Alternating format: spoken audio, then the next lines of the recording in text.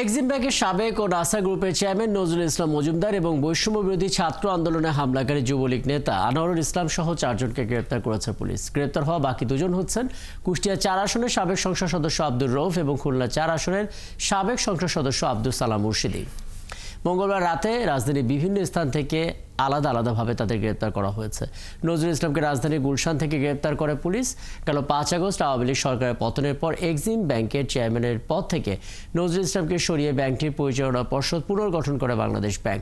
তার বিরুদ্ধে বেশ কয়েকটি মামলা রয়েছে। আর 2022 সালে খুলনায় ফুলতলা এলাকায় হামলা, আক্রমণ ও হত্যার অভিযোগে সালাম মুর্শিদিকে রাজধানীর বসুন্ধরা আবাসিক এলাকা থেকে গ্রেপ্তার করে র্যাব। এছাড়া ছাত্র আন্দোলনে হামলাকারী আনোয়ারুলকে কলাবাগান থেকে এবং আব্দুর রউফকে মিরপুর থেকে গ্রেপ্তার করেছে পুলিশ।